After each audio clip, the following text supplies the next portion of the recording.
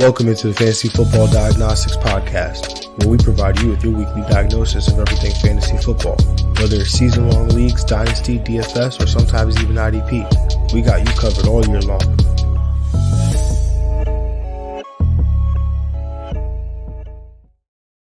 Let's do it. Let's get to it. Welcome into the Fantasy Football Diagnostics Podcast. It is Friday, October 25th, 7 a.m. Eastern. I'm your host, Jon Jeune, and it is the Week 8 matchup show, y'all. You know what that means. We're here to discuss guys that need to get in either into your fantasy lineups or you need to have trepidation about going into Week 8. Now, Week 7, was a 50% kind of week, guys. Hit on half of the guys pretty much that we brought up on the show last week, last Friday. So let's see what we had here in terms of the results. We had 6 guys beat their ECR by 10 spots, by 10 spots or more. So Tank Bigsby, ranked as the running back 22, finished as the running back 8 in PPR leagues. Drake May was the quarterback 16, finished as the quarterback 6. Tyler Goodson was the running back 43, finished as the running back 24. Ray Davis was the running back 40, finished as the running back 22. Jatavian Sanders was the tight end 28, finished as the tight end 12. Mark Andrews was the tight end 14, finished as the tight end 3. And then we had 2 guys who just beat their ECR outright. That was Geno Smith, the quarterback 11, finished as the quarterback 10. And then Alexander Madison, who was the running back 28, and then finished as the running back 19. So, again, 8 guys of the, 16 that were recommended that ended up being solid plays for you this week. In terms of the misses, Jerry Jeudy, I'm probably never going to bring him up again. ECR wide receiver 46, finishes the wide receiver 79. Tyrone Tracy finishes was the running back 27, finishes the running back 39. Jameson Williams was the wide receiver 27, finished outside the top 100 wide receivers. Juju Smith-Schuster, he was injured in that game, very early on in that game, but so can't really claim that as a loss there, considering obviously the injury and those things do happen. But then in terms of just some slight misses here, Ladd McConkey was the wide receiver 28, finished as the wide receiver 33. Pat Freiermuth, I guess when you're looking at a tight end, anything outside that top 12, top 15 is really going to be considered like a big miss here. Pat Freiermuth was the tight end 16, finished as the tight end 24. So, definitely one of our better weeks this week. With some of the big hits here, right? If we're gonna hit, we want to hit big by exceeding 10 spots on the ECR. So definitely looking forward to trying to replicate that this week in terms of the success here. So guys, just make sure you are subscribed to the YouTube channel, Twitch, X. You make sure you're following me at the real Jon J _FF, following the show at FF Diagnostics. And if you're listening on Apple Podcasts, Spotify, Google Play, just make sure that you're tapped in. Tapped into subscribed to the podcast wherever you get your podcast. So guys, let's jump into it, man. Let's jump into it. So,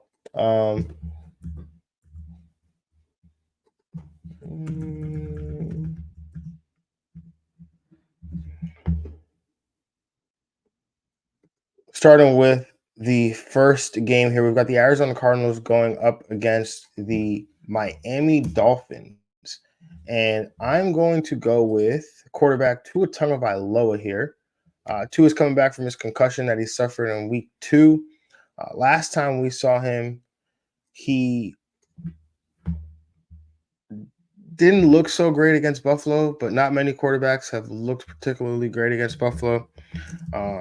Tua is facing an Arizona defense this week that has allowed the 9th most fantasy points to opposing quarterbacks. And over their last 3 matchups, that is, and just allowed Justin Herbert to throw for a season high 349 passing yards. I like Tua in his first game back here. Like I talked about in the waiver show, Tua's got some opportunities here with the upcoming schedule that looks favorable. So, yeah, I'm down to start Tua this week coming off the injury. I'm not very concerned about the concussion and repercussions of that. Hopefully he can stay healthy and doesn't suffer, any further damage there.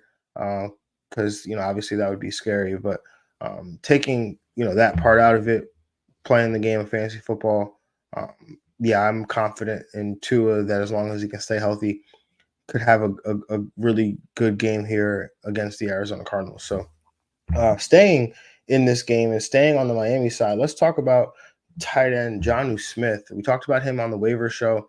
Again, not sure if his production is a function of the situation without Tua or if this is a part of the offense now. Again, he saw 7 targets in week 7, just a game after seeing 8 targets in week 5. They were obviously on a bye in week 6. In week 7, he was able to turn those 7 targets into 96 receiving yards and a touchdown. And now with Tua coming back, he's set to face off against an Arizona defense who allows the 5th most PPR points to the tight end position. Now, again, has his involvement been a function of Tyreek Hill and Jalen Waddle not being involved? Not exactly sure again, but willing to find out again with the tight end position being what it is, and Tua being back, right? There might be some upside here, some untapped upside here with Jonnu Smith. So, moving on to the next game here, we've got the New York Jets traveling to New England to take on the New England Patriots, and I'm going with quarterback Drake May. Right, we talked about him again on the waiver show. He's the PPR quarterback, 25. May was once again able to finish as a QB1 in week 7 for the 2nd straight week. And now we look at his upcoming matchup against the New York Jets defense, who they're dealing with quite a bit of injuries on the defense, specifically in the secondary. And they've now allowed 2 straight games of at least 24 fantasy points and are now the 15th best matchup over the last 3 weeks.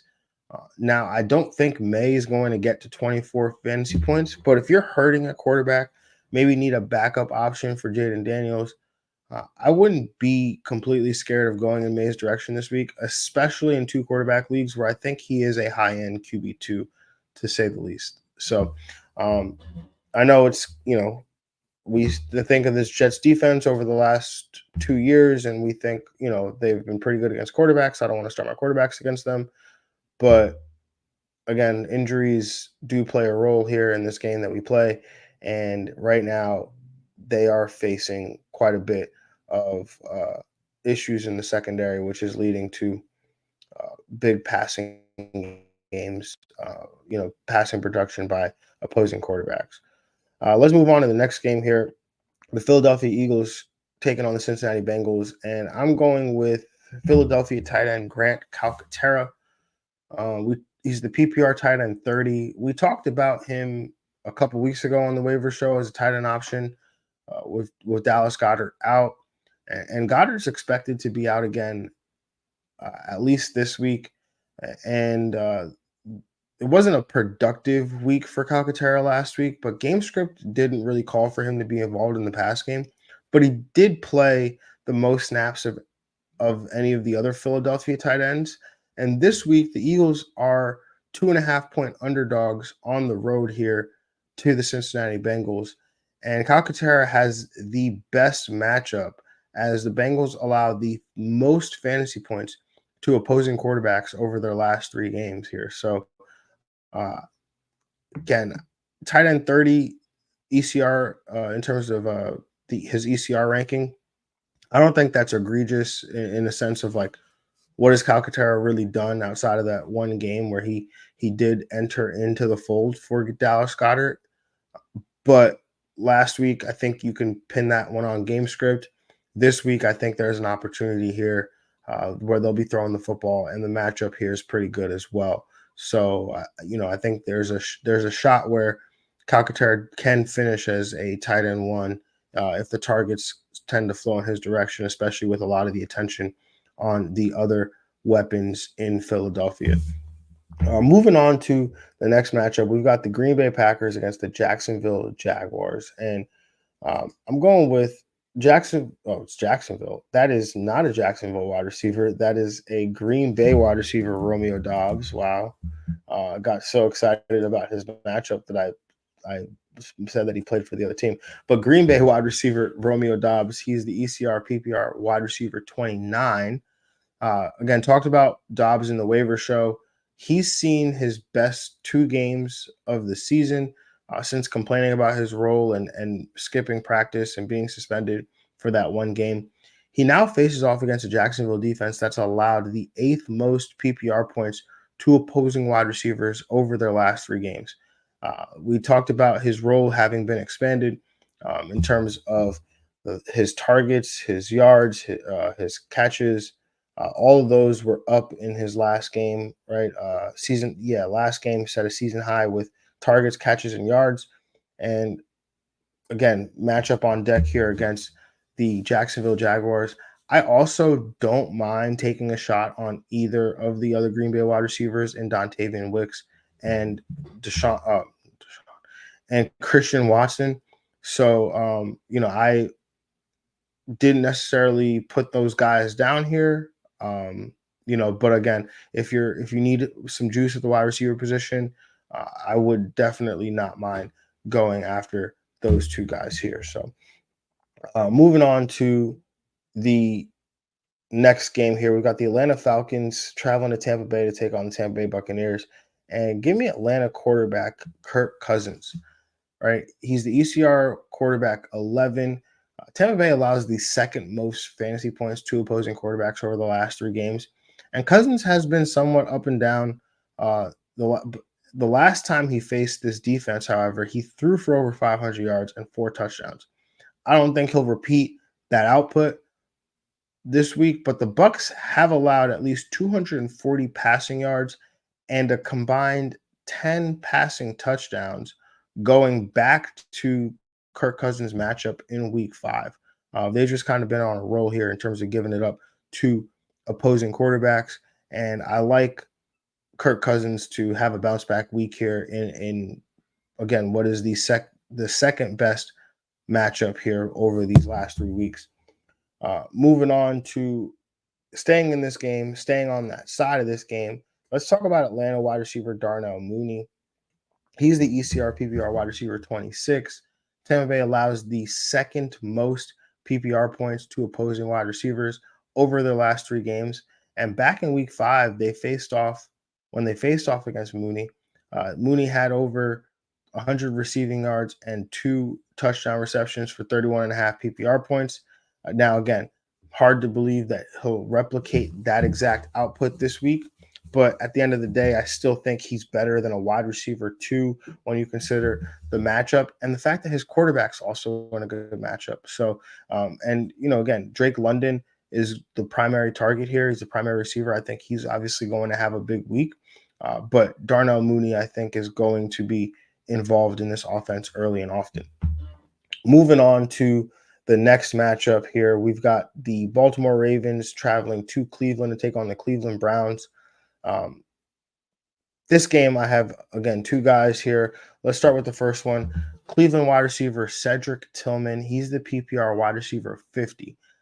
Tillman had himself a day last week, catching 8 of 12 targets for 81 receiving yards. He did not score a touchdown, but again, 18 PPR points on the day. And he now faces off against a Baltimore defense that has allowed the third most PPR points to the wide receiver position. I love Tillman's physical skills, and now he's getting the opportunities. So I like his chances here to finish as a wide receiver 3 with some wide receiver 2 upside, and staying on that side, staying in this game on that side. Let's talk about his quarterback, Cleveland quarterback Jameis Winston. He's the ECR quarterback 23. We all know that the Jameis Winston experience can be a roller coaster, but he's getting an opportunity here against a Baltimore defense that has allowed the most fantasy points to opposing quarterbacks. Baltimore has allowed 370 passing yards at least to opposing quarterbacks in 3 of their last 5 games. They've also allowed they've only allowed less than 269 passing yards to an opposing quarterback in just one game this season of their 7 games played. Jameis has that, he has a little effort in his system that makes him conducive to a big passing day, especially when the Browns defense allows points. The Browns are 10.5 point dogs here at home, which sometimes could lead to sacks, fumbles, interceptions. But the beauty of when Jameis Winston, a lot of times when he throws that interception, it's a pick six. And when it's a pick six, you come right back on the field and you have to go instant offense. So I say that tongue in cheek, but we all obviously saw a lot of that during the 30 for 30 season. I do, all jokes aside, really like Jameis Winston. I love this matchup. I am trying to start quarterbacks against Baltimore any chance I get. And that continues again this week with Jameis Winston. Moving on to the next matchup, let's talk about the Indianapolis Colts against the Houston Texans. And I didn't really love anybody in this game, so I'm going to talk about the guy who I just figured let's take a shot on, and that's Indianapolis quarterback Anthony Richardson. He's the quarterback 18 in ECR rankings this week. I'll be honest again, I don't love this one, but I had to pick somebody here. And the only QB1 finish that Anthony Richardson has had this season was against this Texans defense in week 1. Richardson has been terrible as a passer. However, he saw a season high 14 rush attempts last week, which means coming off that hip injury, he's healthy enough to use his legs. If he even converts one of those rush attempts into a rushing touchdown, he can very easily finish as a quarterback 1. I get how bad he's been, so I understand the ranking, but the matchup is not particularly a scary one, as the Houston Texans are middle of the road in terms of fantasy points allowed to the quarterback position over the last 3 weeks, and he's already done well in this matchup. So I understand if you're hurting, if you've endured some pain and suffering starting Anthony Richardson every week, but I've seen Anthony Richardson on waivers in leagues. And again, there's nothing about the recent performances that would lead you to believe that Anthony Richardson is worth a spot on your roster. But we saw what he was capable of those first, was it 3 games of the season last year? 5 games? I forget what it was last year. But so we know what he's capable of. A lot of that has to do with him using his legs, him scoring around the goal line. So I understand that. But this is the same coaching staff that drafted him. This is the same coaching staff that coached him through those first few games of the season last year to bring us that fantasy success. So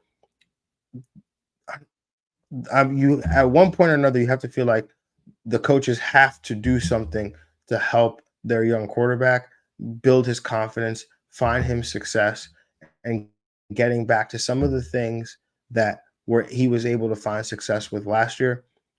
And I mean, him being their top draft pick, right? They've got to have all of they've got all the motivation in the world, I would imagine, to get his confidence going so that he can get going. So I know that was kind of long-winded, but again, maybe you're not in a position where you feel like you have to start Anthony Richardson this week. I know I have him ranked as the quarterback 12 this week. Um, might finish there in my rankings this week on Fantasy Pros. Might finish a little below that, but I'll definitely have him higher than the quarterback 18 this week. And again, maybe you don't start him. Maybe you start him in 2 quarterback leagues, or maybe you just pick him up off waivers and see what happens, right? Because we know what he's capable of, right? So, yeah.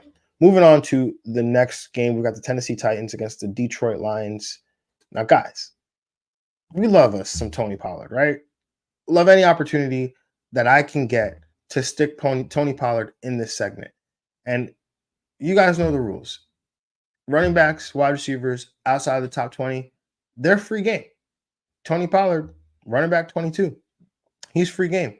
So he's facing off against a Detroit defense that has allowed the 10th most PPR points to the running back position. Only 2 games this year outside the top 20. So for me, Pollard is a high-end RB2, not just this week, but every week. Moving on to the next game here, the New Orleans Saints against the LA Chargers. Let's talk about LA Chargers wide receiver Joshua Palmer, who is the ECR PPR wide receiver 63. Talked about Palmer on the waiver show, and he's coming off his best game of the year, which coincides with his highest route utilization of the year as well. And now he has a matchup against a New Orleans defense that has allowed the 9th most PPR points to the position over their last 3 games. I can see Palmer finishing as a wide receiver 3 and potentially even better here against the New Orleans Saints on Sunday. And as always, guys, do encourage you, if you got questions, start sit questions, drop them in the chat, whether you're watching on YouTube, whether you're watching on X, uh, wherever you may be watching, just drop those questions in the chat. You can always DM me at the real Jon J _FF or DM the show at FFDX. And as long as I see it, I will answer. So we got a question here from Terrell T asking Kyler or Tua this week. Ooh, yeah, I'm not in love with Kyler this week. They're playing in the same game.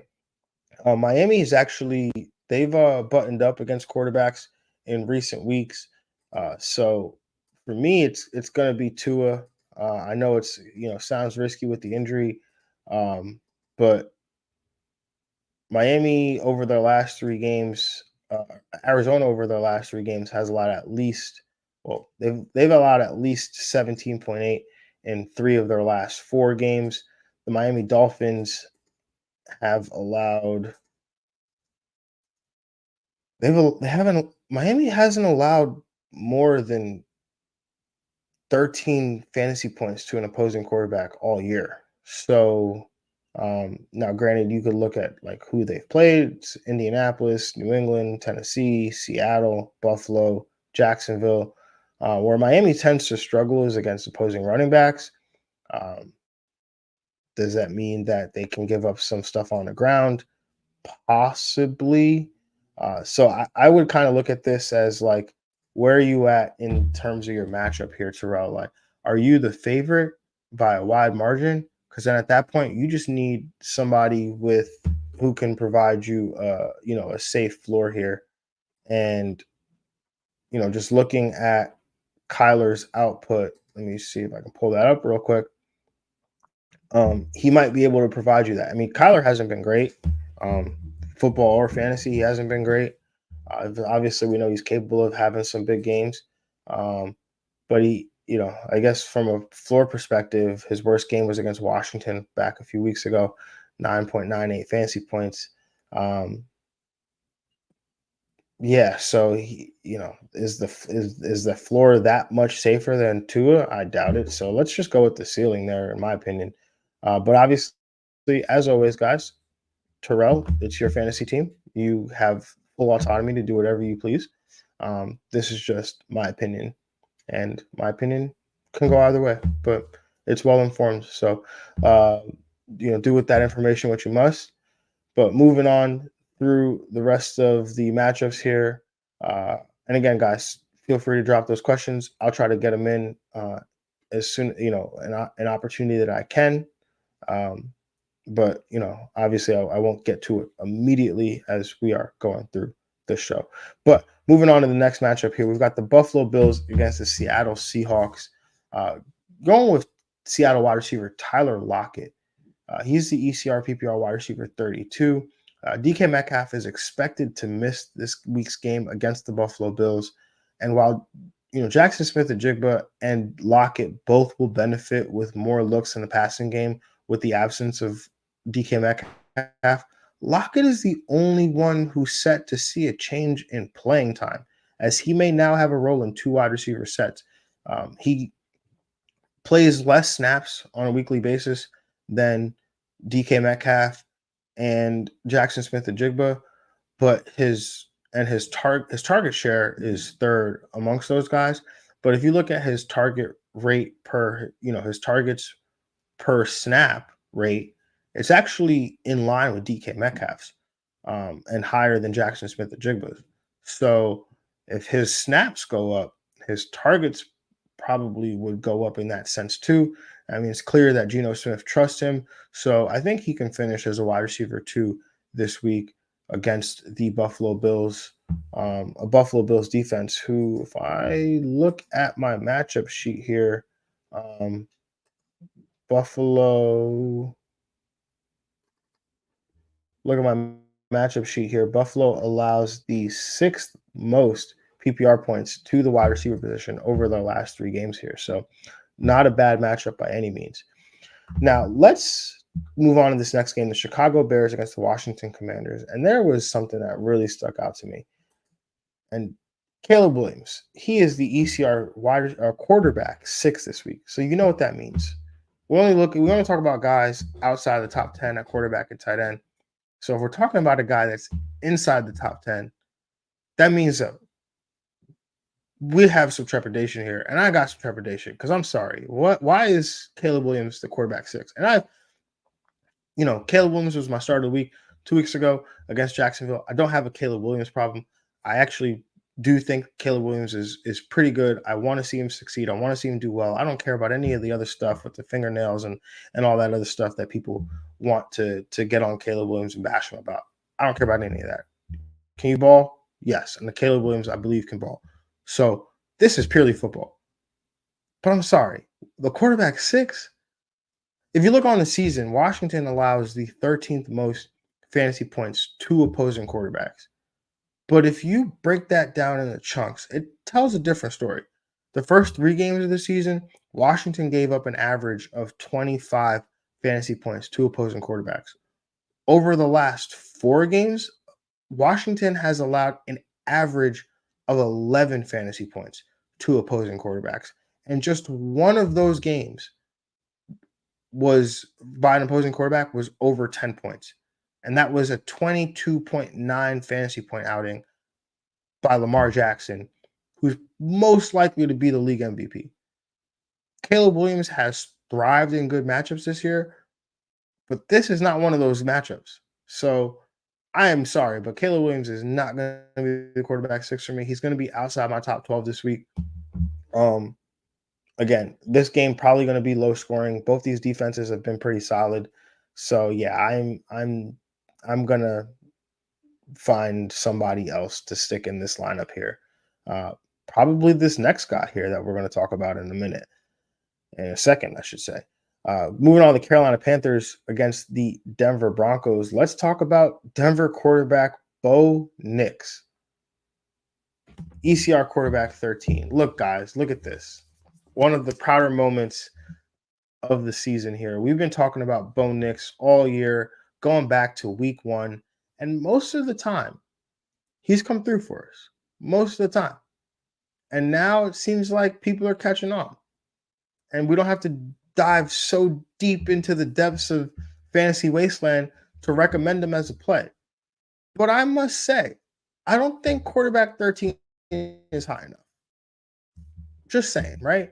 Carolina allows the 7th most fantasy points to opposing quarterbacks over their last 3 games, having allowed at least 17 fantasy points in 4 of their last 5 games to an opposing quarterback. being more than a touchdown favorite, Denver is at home.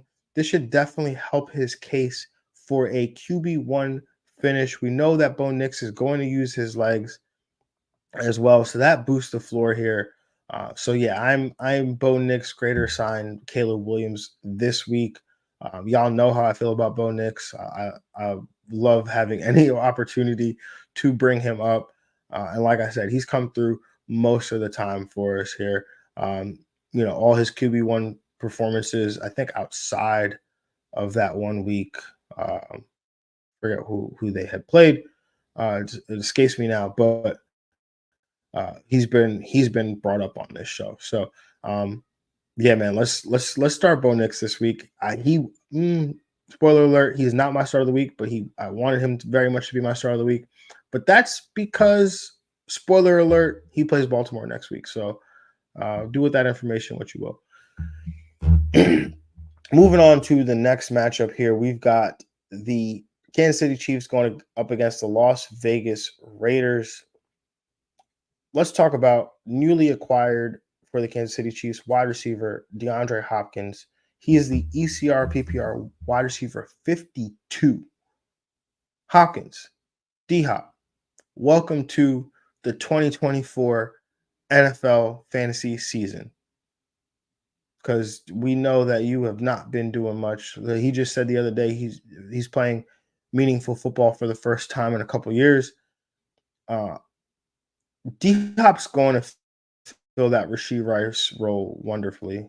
Big physical wide receiver who can make plays in the middle of the field and make plays after the catch as well.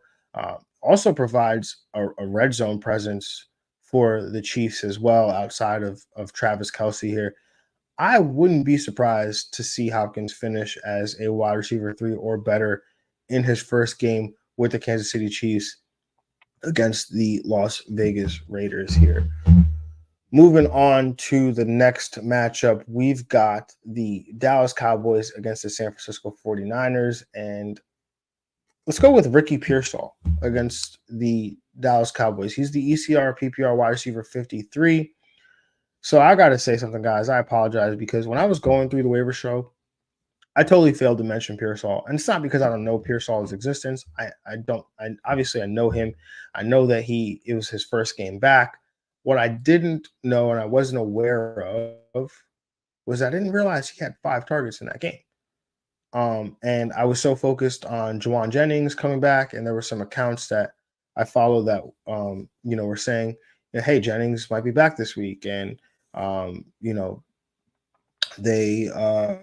Niners, Kyle Shanahan specifically doesn't like rookies, and but that was also at the time I didn't know, I wasn't fully aware of the extent of the Deebo Samuel injury and the George Kittle situation going on as well. So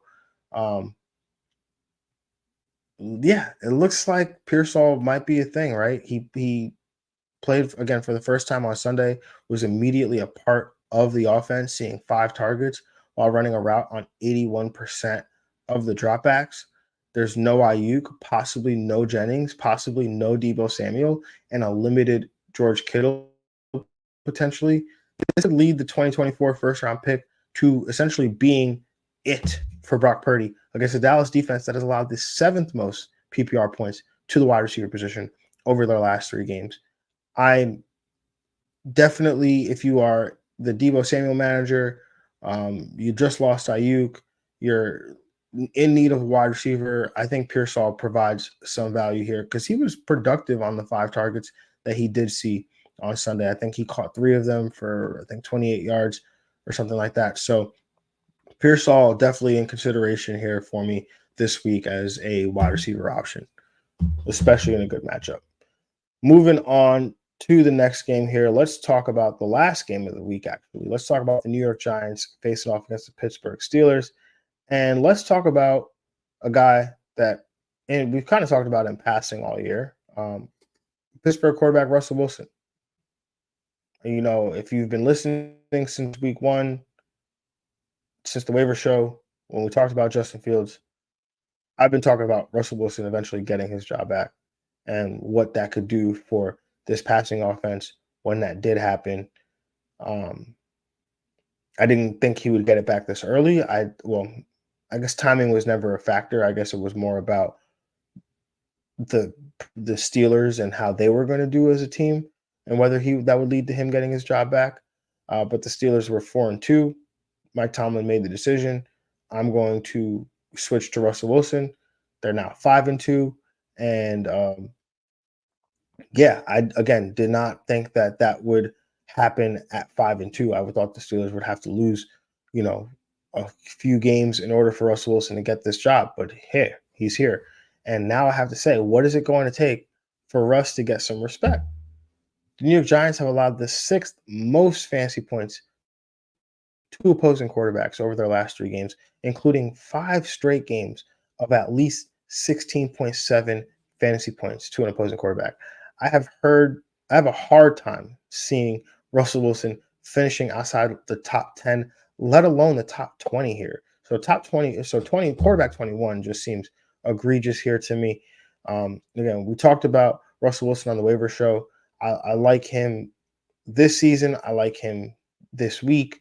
I don't like him next week just because he can't score you any fantasy points while he's on bye. But, I got asked the other day, Russell Wilson or Bo Nix.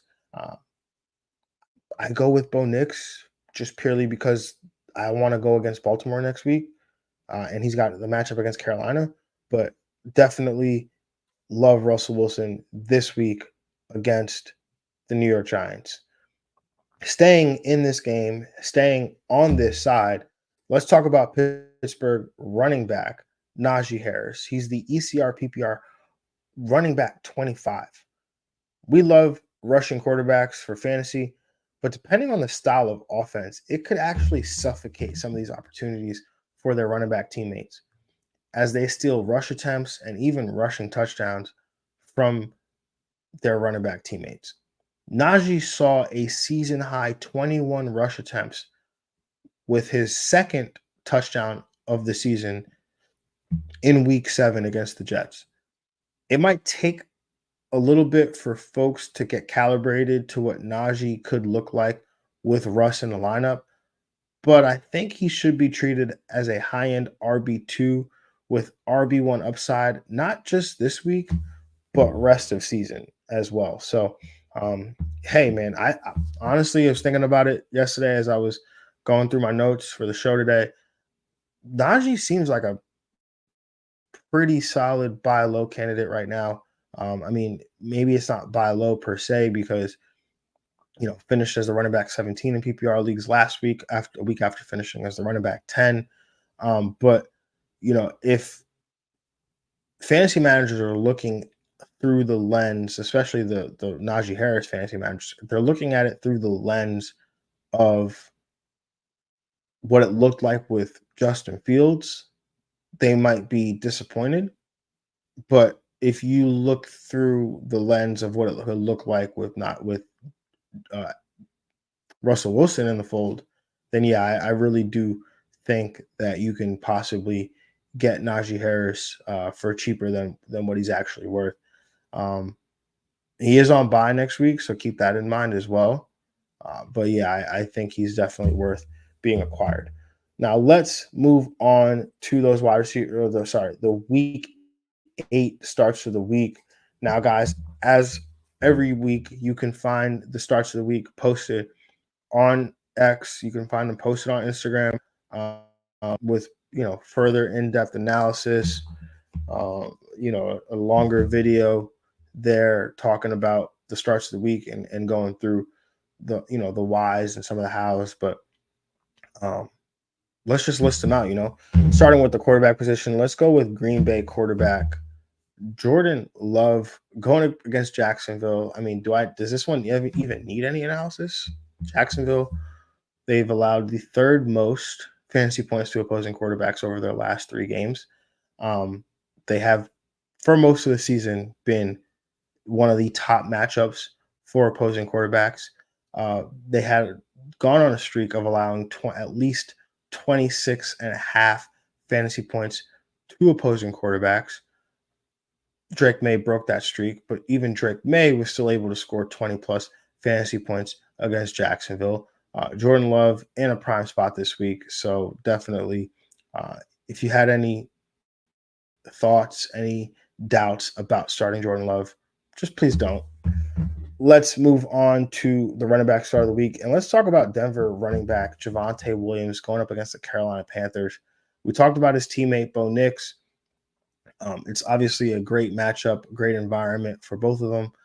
But they happen to be the Denver Broncos 7.5 point favorites at home, which that tends to play well into the hands of the team starting running back. And right now, that's Javonte Williams against a Carolina defense that has allowed the third most PPR points to the running back position over their last 3 games here. So definitely looking forward to reaping the benefits of Javonte Williams against this Carolina defense here. Moving on to the wide receiver start of the week. Let's go with Miami wide receiver Tyreek Hill against the Arizona Cardinals. Tyreek Hill has been disappointing, absolutely disappointing since that week 1 outing against Jacksonville. And obviously, a lot of that has to do with the absence of Tua.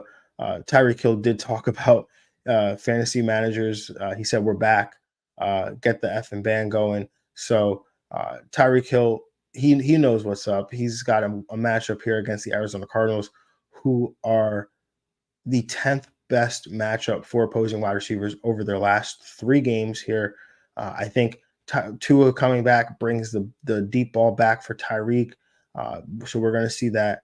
The targets also are going to be there for Tyreek, but I'm more excited to see that yards per catch go up from, I think he's been about 7 or 8 so far, to 14 yards per catch, where he's been at 14, 15 yards per catch, where he's been at over the last 3 years since being with Tua and Mike McDaniel. So, yeah, man, I'm excited for Tyreek Hill to bring back the boom to fantasy football and some of these big games here. And moving on to the last start of the week here. I know, guys, I said I was done. I said I was over it. I was never going to do it again. But let's talk about Atlanta tight end Kyle Pitts. Going up against Tampa Bay, this is a great matchup here. Tampa Bay allows the third most PPR points to the tight end position. We talked about last week Mark Andrews and how he was going to be, how he was able to possibly perform against the Tampa Bay Buccaneers, and he ended up finishing as a tight end 3. Now, again, a lot of that had to do with 2 touchdown catches. Kyle Pitts here has been quietly solid since that game where he caused me to tilt big time. So since that game, he's been really solid here. So calling my shot, taking my chance on Kyle Pitts, and hopefully I don't regret it, because I will be personally starting Kyle Pitts in a lot of leagues this week, because I have Kyle Pitts in a lot of leagues, as I always do. Anyway, guys, that's all I got for starts of the week. That's all I got for the matchups. As always, if you are listening on Apple Podcasts, Spotify, Google Play, just make sure you are subscribed. If you're watching on YouTube, make sure you hit that subscribe button. If you're watching on X or IG, make sure you hit that follow button. But we appreciate you. I appreciate you. We will see you guys on Tuesday as we discuss the waiver show. Have a good one. Good luck this weekend. Peace.